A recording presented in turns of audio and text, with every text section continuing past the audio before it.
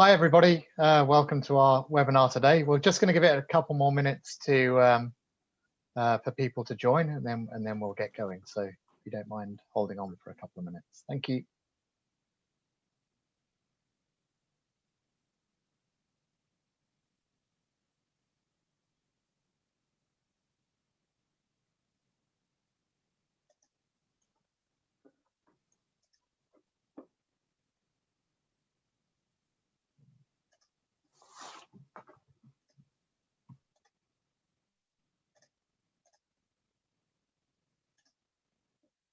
Hi everybody who's just joined. We're just waiting for a couple of minutes to for everyone else to join, and then we'll get going. So you can bear with us. Thanks.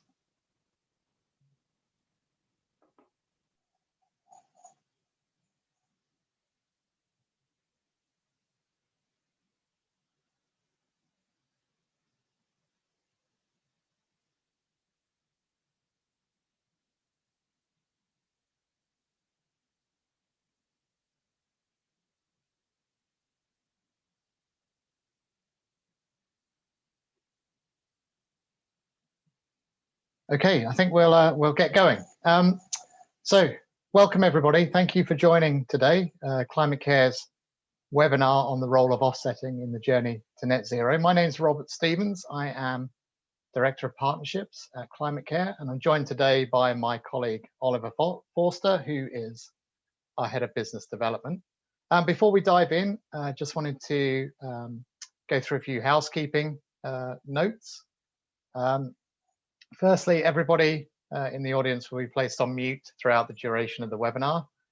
And we are going to have a presentation from Ollie of about 20 minutes or so, and then we'll have 20-25 minutes for questions. So the whole session should last about 40 to 45 minutes. And please, to ask questions, please use the Q&A facility at the bottom of the Zoom call. We'll collect questions over the course of the webinar, and then we'll start with the Q&A after the presentation. And please do keep bringing those questions in, and we will try to get round to answering them all. Lastly, before we start, just to explain that we are recording the webinar, and it will be made available to everyone who has joined today and subscribed to watch again at a later date at their leisure. So without further ado, I see a few familiar names dialed in today, but for those of you who don't know ClimateCare, we're a profit-for-purpose business, B Corporation certified, that's focused on tackling climate change and delivering sustainable development. Since 1997, we've worked with companies, governments, and individuals to reduce their environmental impact. And one of our key activities is financing, managing, and developing high-quality projects around the world which reduce emissions. We currently work with over 300 projects, and to date we're very proud to have reduced almost 50 million tons of CO2 alongside our partners. Carbon offsetting is an important tool in the carbon reduction strategy of most of our corporate clients, and they're taking responsibility now for their unavoidable footprint whilst they reduce their emissions at source over time. And more of our clients are committing to science-based targets and setting themselves deadlines to reach the destination of net zero. And today's webinar is really to share our experience to date of this transition onto a net zero journey. And I'm delighted to hand over to Ollie in a moment to answer some of the questions we're encountering more and more frequently. And these include, what is net zero? What does it mean? How do we get there? And what role does offsetting emissions play on that journey? So without further ado, I'll hand over to Ollie, who will run you through the presentation. Thanks very much, Rob. So this presentation will be 15 to 20 minutes on the role of offsetting in the journey to net zero. And I think whilst it will be short, we'll cover a fair amount of ground. So I think the key take-home messages from this presentation are encourage you as organizations to think about how to measure and reduce your emissions in line with science-based reduction trajectory, but also to complement that net zero journey with compensating for your emissions today through high quality offsets, and also on thinking now about your strategy and using offsets to secure your net zero position in the future. If you go on to the next slide, please, Matt.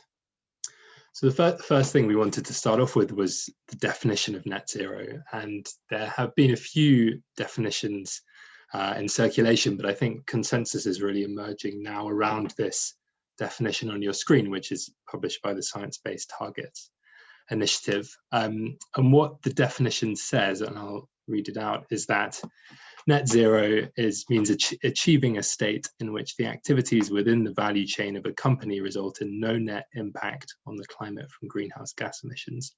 This is achieved by reducing value chain greenhouse gas emissions and by balancing the impact of any remaining greenhouse gas emissions with an appropriate amount of carbon removals.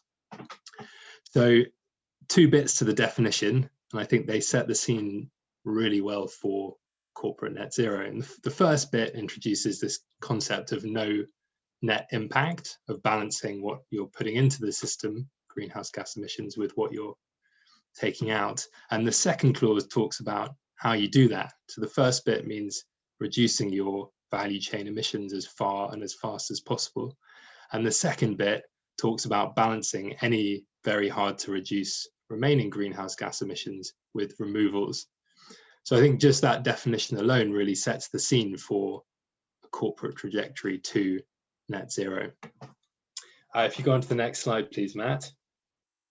So hopefully I won't need to persuade most of the people on this call about the need for action, but what we all know is that at the moment we're on a trajectory for about 3.5 degrees of warming by 2100, and that will result in pretty disastrous climate breakdown. So we know that in order to limit climate change and to limit it to 2 degrees of warming, or 1.5 degrees of warming even, we need to achieve net zero by mid-century at the latest.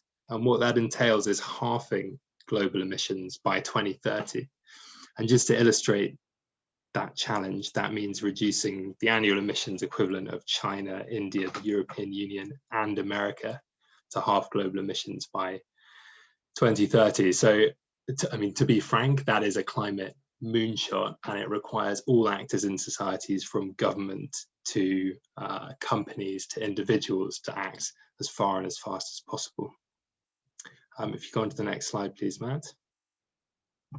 Good news is that pledges around net zero are really increasing rapidly, and countries are pledging net zero, cities are taking action at the city level, and companies are also acting. And I think those pledges are increasing so quickly now that this slide's already out of date. I think Science Based Targets Initiative went past their 1,000th company subscribing to a science-based target quite recently. So pledge for action is really increasing, but what we've got to do now is convert those pledges into action. And if you go on to the next slide, please, Matt.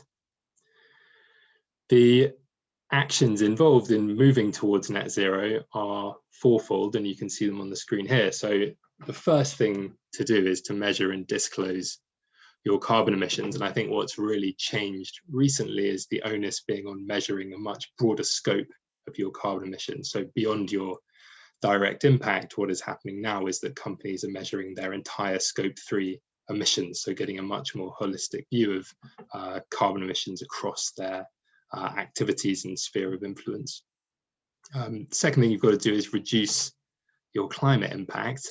And of course, the onus is on reducing your climate impact in line with what the science demands for us to meet a 1.5 or 2 degree world. So it's no good just reducing, you've got to reduce radically in line with what science demands. The third area is to finance emissions reductions and activities to tackle climate change beyond your value chain. And the fourth area, not to be underestimated, is to advocate for climate policy, because I think within certainly the voluntary carbon market and voluntary action, a big benefit of that is signaling to governments and wider society that you are stepping up and delivering change, and that calls the rest of the actors in society to follow your lead and increase ambition. Go on to the next slide, please, Matt. So specifically within that third bucket about sponsoring emission reductions beyond your value chain, that's really where carbon offsetting fits in as one of the principal mechanisms of doing that. And the definition for carbon offsetting, technically speaking, is the practice of compensating for greenhouse gas emissions by retiring carbon credits generated through carbon reduction projects. A key aspect to that is that carbon offsetting can be done through either avoidance or removal projects. So when we talk about avoidance projects, we're talking about projects which stop more greenhouse gas emissions from entering into the atmosphere. When we talk about removal projects, we're talking about projects which suck carbon dioxide that's already out of the atmosphere and sequester it in carbon sinks. I like this definition, but I think it's fairly technical. The best way that I like to think about carbon offsetting is that it's a payment for an outcome. And in that way, it's very similar to lots of the other things we pay for in society. And when you buy a car, you're paying for the outcome, which is that car. And in the same way, when you buy a carbon credit, so long as it's a high quality carbon credit, you're paying for the process of someone reducing or removing 1 ton of carbon from the atmosphere. If you go on to the next slide, please, Matt. What we've really seen recently is this really broad acceptance of offsetting being a vital part of meeting the demands of net zero. And I can't emphasize enough how the discussion that we've been part of at ClimateCare has really moved from whether an entity should offset or not to how an entity should offset. And that discussion is really being driven now by thought leaders, including WWF, Science Based Targets Initiative, Mark Carney's Task Force for Scaling Voluntary Carbon Markets. And of course, that's pleasing for us to see because we've been advocating offsetting for a long time. But I think it's really reflective of this just consensus now that offsetting is going to be a key part of meeting the demands of net zero, and particularly this decade. As I said, we've got to really drastically reduce emissions this decade to half emissions by 2030. Offsetting will play 2 roles in that. One is delivering emission reductions in hard to abate sectors, and the other is mobilizing capital for carbon reduction projects. And I think particularly projects which don't typically fall within the value chain of lots of companies, such as projects which protect rainforests, for example. Those kind of projects don't typically receive finance, but are obviously key. It's key that we protect rainforest if we're going to achieve our global carbon targets overall. If you go on to the next slide, please, Matt. So I think this slide here is really the crux of the webinar, because what this sets out is how carbon credits can support companies, how carbon offsetting can support companies on their decarbonisation pathway to net zero. So what the diagram shows are tons on the y-axis, tons of carbon emissions, and then on the x-axis is the journey through time. And in the red, you can see company emissions, and you can see that those reduce as we go forward in time. And again, the onus must be on reducing your emissions in line with what the science demands in order to meet our global climate targets.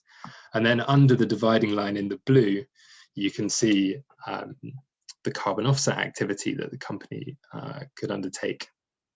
And some key features of this is first that science-based targets and others are recognizing that what you should do is to balance your carbon footprint, to compensate and take responsibility for that carbon footprint on the journey to net zero by using carbon credits to balance that footprint as you go on the journey. The second key feature to note is that over time, your carbon offset activity needs to transition from being focused on avoidance projects to being focused on removal projects. And the reason for that is at the point of net zero, you remember in the net zero definition, you need to be balancing any residual emissions, any impossible or hard to abate emissions with removal credits specifically. And so what that means on a practical level is transitioning your portfolio from activities like protecting rainforests, which stops more carbon from going into the atmosphere, to activities such as planting new trees or using technology to take carbon out of the atmosphere. What it means for corporates is that at the moment, the onus is not just on securing credits to meet your carbon footprint in any given year, but also planning for that journey to net zero and planning your offset strategy, working with organizations to do that. If you go on to the next slide, please, Matt. In these next slides, we've just got some quotes from experts that recommend offsetting, and I think this really supports what I was saying earlier about there being this really broad coalition of actors now acknowledging the key role that offsetting has to play if we're going to reach net zero, and particularly in this decade.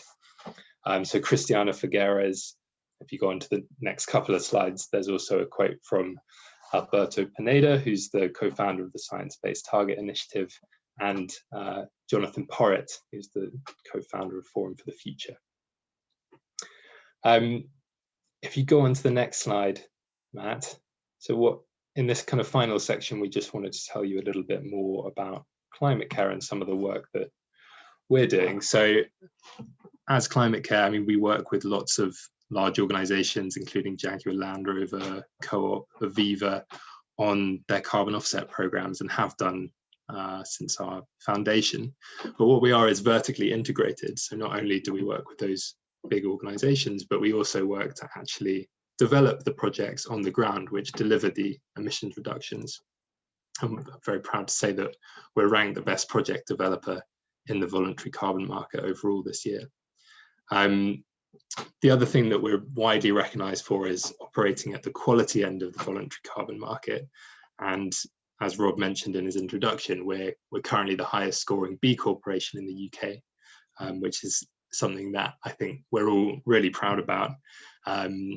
It means that of a group of companies that are well recognized for their social and environmental positive impact, ClimateCare really stands out.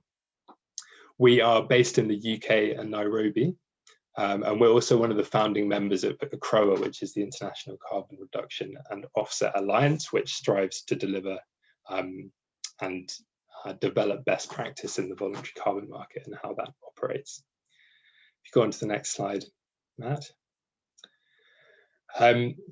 What we're really recognized for is our Climate Plus Care approach, and this is what we consider the really high quality way of doing carbon offset projects. And the Climate Care approach really means working on projects which not only reduce or remove emissions, but also have all of these other sustainable development impacts and improve lives. So a really good example of that is our work in Sierra Leone with the Gola Rainforest Protection Project.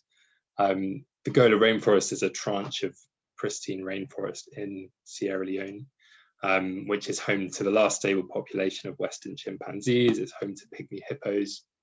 It's also where David Attenborough shot one of his first programs for the BBC in 1956. And the project that we're working to support helps to protect that rainforest by working with the communities that live around the forest to ensure that that forest is protected, but also livelihoods are improved to create a sustainable solution to protecting that ecosystem.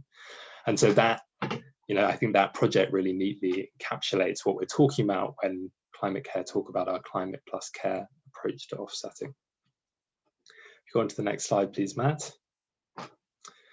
I think this slide just talks again to what I'm saying about carbon offsetting, delivering towards other sustainable development goals. I think it's important that we go beyond considering just climate to delivering projects which also are a sustainable solution overall. They do things like protecting ecosystems, they empower communities, they improve livelihoods. And we go on to the final slide, Matt.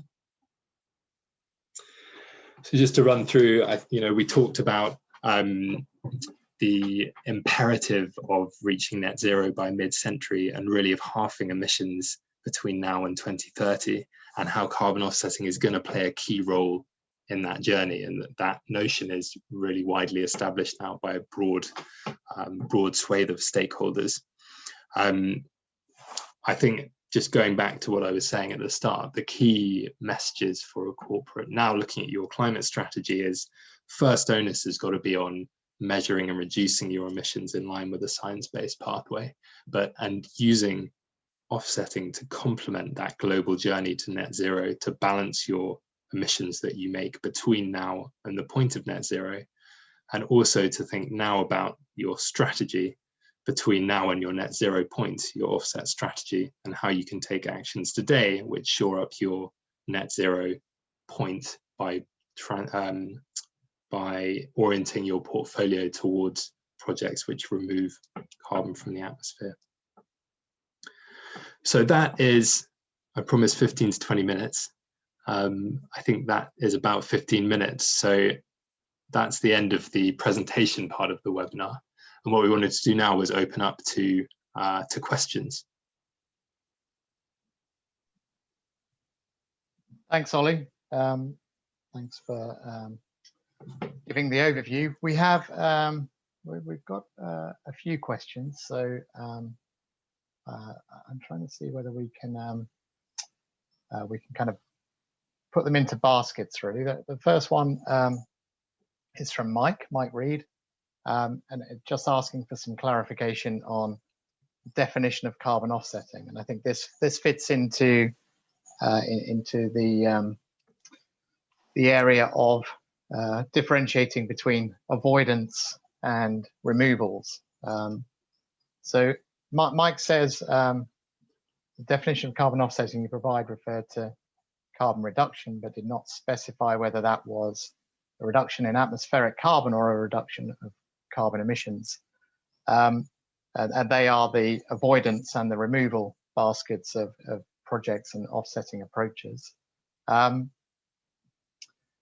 So yeah, if you could speak to the difference between those, Ollie, because this is an important distinction that is becoming clear over time, and also, should corporates think about selecting removals projects only? So already speaking or taking action to sequester carbon out of the atmosphere that's already there, or should they be taking a mixed approach at the moment? Yeah, so it's a good question. I mean, I would say that definitionally, carbon offsetting can refer to either projects which take carbon out of the atmosphere, which are removals projects, or projects which stop more carbon emissions from entering into the atmosphere, which are referred to as avoidance projects. So I think when you see people talking about carbon offsetting as a broad bucket, they're talking about both of those activities.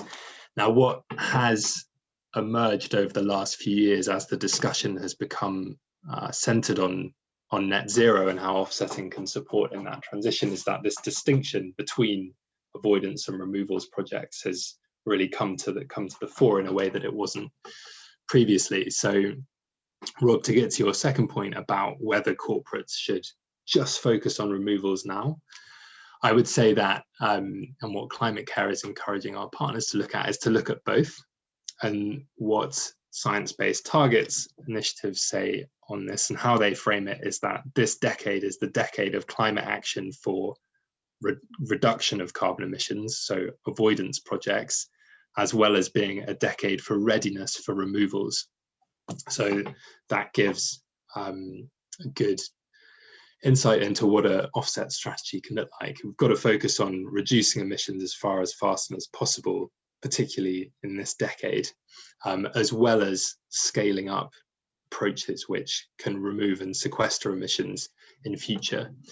I think that the other useful way to frame this is that the reason we shouldn't just transition to removals now is because that risks doing things like there's no point in planting lots of new trees to remove lots of carbon from the atmosphere whilst cutting down our existing standing forests, because then you have to remove the emission which you could have avoided in the first place. So I think that's another useful lens and a useful reason as to why not to just shift all the way to focusing solely on removals now, but to keep a balanced approach certainly in this decade. Thanks, Ollie. The next couple of questions are around carbon offsetting, climate offsetting as a tool. David has asked, is carbon offsetting a way that some companies don't have to decarbonize? So essentially, is it being used, or is it a tool for slowing down decarbonisation at source with companies. And a similar question from Roxandra is, isn't it more efficient to support companies to reduce their greenhouse gas emissions instead of buying climate credits? I think that's it's important to sort of contextualize how carbon offsetting fits into this mix. Yeah, absolutely. And I think the really key emphasis, and I think how the vast majority of companies are using offsetting, is not as an excuse to do to not reduce as fast as they can. I think most companies now really recognize that you've got to reduce your direct emissions as the first priority, and to reduce them as fast as possible, but also to use offsetting to bolster that approach and to support the global transition to net zero, as well as decarbonising your own activities. And the other thing to point out is that I think this idea that companies that offset don't also reduce their own emission is dispelled when you look at the evidence. So there was some research done on carbon disclosure reporting where companies report their carbon emissions, and the finding was that companies that offset their emissions also decarbonize their activities faster. And I think that broadly makes sense to me, is that companies that are aware of the climate challenge sufficiently to make use of the offsetting tool are also the ones that are more likely to think about how they can reduce their own direct carbon emissions.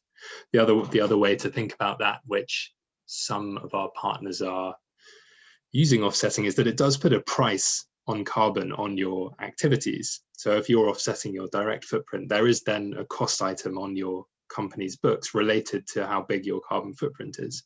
So that provides some form of incentive to decrease your carbon emissions, such that that cost line gets smaller over time. Thanks, Ollie. The questions are coming in thick and fast, so I'm trying to keep on top of them. The next ones are about supporting offset projects and choosing them. So Fiona asks, is it possible to choose offset projects and the mix of them to align with your company objectives? And are there opportunities for employee engagement with projects? And she mentions UK-based projects. Related to that is how important is the location geography of an offset in terms of where it reduces or removes carbon, or is carbon anywhere in the world? So there are two aspects of how we work with our clients to find the right mix. Yeah, and so on the first point about choosing offset projects, that is how ClimateCare work with our partners, is to choose a portfolio of projects which really aligns with their business. And that might be through the geographical lens, it might be through the technological lens. So what kind of offsets they're supporting, and it might be a mix of both of those factors. And then on the geography and the location of the projects, it's true that a ton of emissions reduced wherever it's reduced in the world is equal, atmospherically speaking. What you do see are different types of projects are better suited to certain locations. So we know that the most valuable terrestrial carbon sink that we have currently in the rainforests, which are in the tropics. So that tells you something about how your carbon offset activity is going to be weighted, because you're likely to want to protect that carbon sink as part of your activity, and therefore the projects are likely to be in countries where you have rainforests. That same paradigm exists with removals activities, where the focus at the moment is largely on tree planting. And of course, trees grow much, much faster where the sun is stronger towards the equator than they do in places like the UK, where they grow relatively slowly. And so if you're looking at it through an emissions lens alone, you'll notice that projects towards the tropics ramp up the amount of carbon that's being sequestered in the trees much more quickly than projects in northern latitudes. Of course, added to that is employee engagement. So what we typically do is we'll design a portfolio that has some aspects that are near your offices, as well as looking at it through a carbon lens alone. So it might be that you support some activity in the UK, if that's where your headquarters are, as well as a global portfolio, so that your staff can visit the projects in the UK, because it's obviously much easier to do that than visiting projects in Sierra Leone, for example. So talk about this mixed portfolio of projects, which kind of balance your climate action. Thanks, Ollie. We got plenty of questions to get through, Ollie, so don't stop yet. I'll speed up. Yeah. Stephen's put a couple of questions. Stephen, I think maybe we should that specifically about your scope 1 and 2 and 3 footprint. I'm thinking maybe we should follow up separately on that, because it's fairly technical, but we'd be very happy to answer. Lawrence has a couple of questions. So how do you actively encourage companies to simply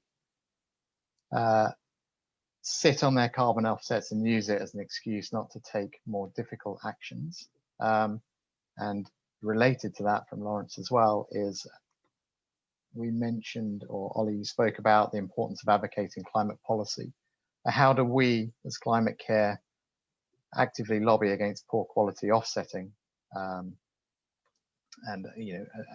ensure the quality of what we're doing? Yeah, so on the, on the first part of that, about encouraging corporates to not just sit on their offsets, but also to decarbonize as quickly as they can, as well as using offset services. I mean, that's really a key tenet of what we're recommending to our corporate partners, is that they do that. And we're very careful with the communications that we put out in collaboration with our partners to make sure that their offset program is not positioned as the solution at all, but it's positioned as one tool in the toolbox towards their overall climate strategy. And I think where corporates have been criticized in the past, it's often because of this overemphasis on offsetting as part of the carbon strategy of the company overall. So that positioning and acknowledging that offsetting is not the silver bullet solution, I think, is really strong in communications. And then in terms of advocating climate policy, which was the second part of that, that's mainly through ICROA, which I mentioned in the presentation. So ICROA stands for the International Carbon Reduction and Offset Alliance, and is this umbrella body which governs the voluntary carbon market. Members to ICROA have to be accepted and then are audited to make sure that they align with ICROA's best practice principles.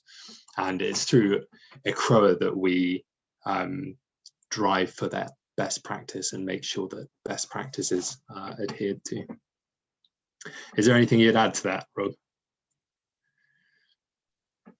No, I think that's that gives a good overview, Ollie. I think that the key thing is that carbon offsetting must always be used as one tool in a ambitious and science-based reduction policy.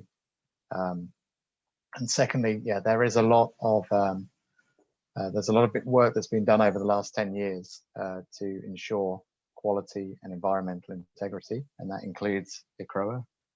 It also includes work with the third-party certification bodies, including, for example, the gold standard, which is one of the 3 or 4 most widely used certification bodies for the projects. And the gold standard is an NGO which is backed by WWF and about 50 other environmental organizations, and they're very focused on not just environmental integrity, but in delivering impacts against the Sustainable Development Goals as well. So it has to be seen in the round as a holistic project, which is delivering impact across many aspects.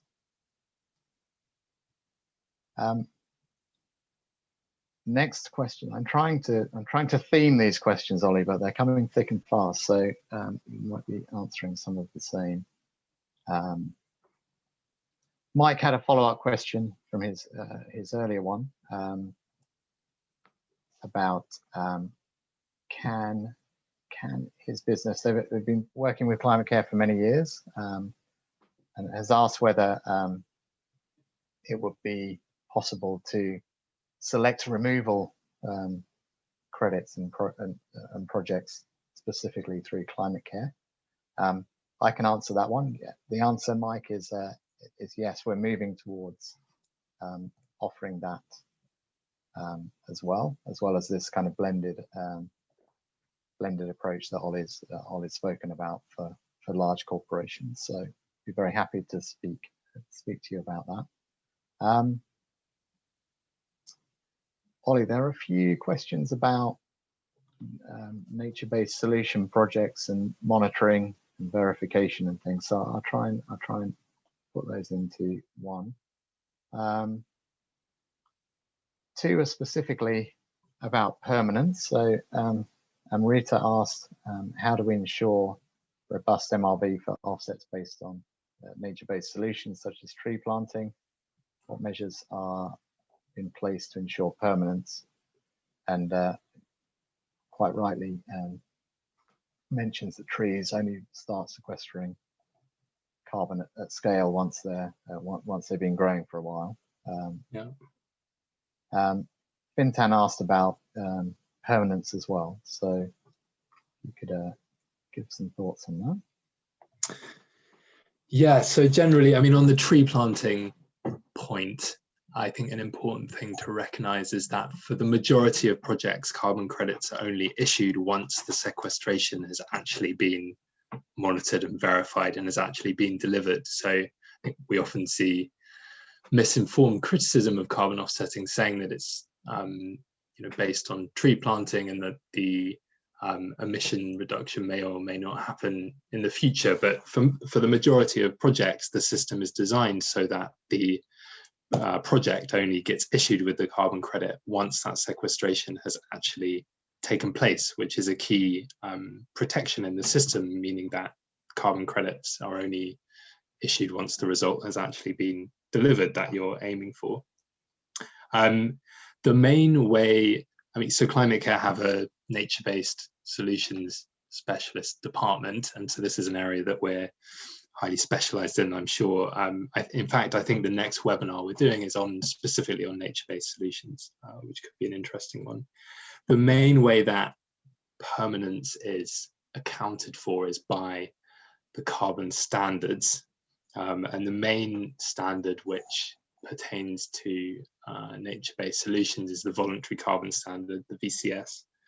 And permanence is obviously, closely guarded for in those standards and the methodologies that you have to follow in order to be accredited under those under the VCS. The main way that permanence is dealt with is through a risk buffer, which is applied on a per project basis. So when a project starts out, it has to apply a risk buffer tool that the standards have developed in order to account for all of the permanence risks that the project will face over its lifetime, which may be 100 years, let's say, for a tree planting project. And the risks are identified and they have to be mitigated. They also have to be quantified, and the project has to put credits that it receives into a risk buffer, which is managed by the VCS at the standard level. And there, if there are any reversals of the project, so if any of those risks come to fruition and there is a reversal, then credits in the global buffer pool, which VCS monitors, are taken out of circulation, such that the carbon credit that was initially issued still retains its environmental integrity. I'm sorry, because that's quite a technical, it's quite a technical area. Happy to follow up with more on the way that standards guard for permanence after the call. Great, thanks, Ollie. Just this is from an anonymous attendee. Just clarifying that question is, just to be clear, abatement offsets can be used to reach carbon neutrality, but only removal offsets can help reach net zero. Is that correct? Is that the right interpretation? Yeah, that sounds bang on to me. So to be carbon neutral, you have to balance your carbon footprint, and that can be with either avoidance or removals projects. But at the point you reach net zero, any footprint that remains from your company must be balanced by removals. And interesting, the Science-Based Target Initiative are currently working on a net zero standard, which will, I think, for some sectors, emissions should be reducible to zero. You might not need any removals because you'll be able to reduce your emissions entirely. And the Science-Based Target Initiative are working on a net zero standard, which will talk about that point of net zero and how much reduction you have to do versus removals to balance that. But yeah, the question was correct. Yeah, I think it's worth just saying that there are lots of definitions of net zero around. It's quite a new concept and a new area, but it came initially from the IPCC and the UNFCCC around the world needing to be net zero by 2050, as Ollie mentioned, and that is with a focus on removing as much as is being put into the atmosphere on an annual basis, and therefore the emerging definitions of net zero from a corporate point of view, which are Science-Based Targets Initiative specifically, they speak in the same language as the IPCC in that the state of net zero, the destination of net zero, is to reduce your corporate footprint as much as possible in line with science, and then to be removing on an annual basis what is left of your footprint, so that there is no net increase in emissions, in atmospheric emissions. I think we're coming to the end of the session. I've got one more, Ollie, I think, here, which is developing removal nature-based solution projects requires upfront investment to launch them. For example, tree planting projects. Compared to the total cost of such a project over 10 and 20 years, what is the share that must be invested in the first 3 to 5 years? Difficult question to answer specifically, but yeah. Yeah, and I think the question's right in that typically the capital required for projects like tree planting project is front weighted. Obviously, it varies a lot from project to project on what the financing availability is for that project, and therefore what capital is needed at which points. But broadly speaking, that's right. There's normally a front-loaded cost requirement for the project. Sorry, there was a second bit to the question, which it was what kind of proportion needs to be upfront invested in the first 3 to 5 years over a 10 to 20 year timescale. I think it's difficult to say in percentage terms, because in our experience it changes from one project to another depending on the profile of that project. But the principle is right. A greater proportion of the finance is needed at the beginning, and it tails off over time. But we're working with a lot of our corporate clients on different financing structures to make sure that those projects can get off the ground and be properly managed and effective over a 10 to 20 year time frame. We've come to 2:45, Ollie. I think we've just about got through the questions, so I'm going to wrap up. Firstly, thanks again, everybody, for attending, and I hope it was useful. Firstly, and I hope that we've got through the questions satisfactorily. There are 2 or 3 questions which were a bit more technical and in a bit more detail that we'd love to follow up on specifically. So we'll endeavour to do that after the session. Before we go, Ollie did mention that our next webinar is going to be on nature-based solutions and nature-based projects. So you can find out more there. It's going to be on Tuesday, the 23rd of March, and we'll include a link to sign up for that in the follow-up email to everyone who is here today. So thank you again, everybody. Thanks for taking the time, and we look forward to hopefully seeing you next time. Thank you very much. Bye-bye. Thanks, everyone. Bye.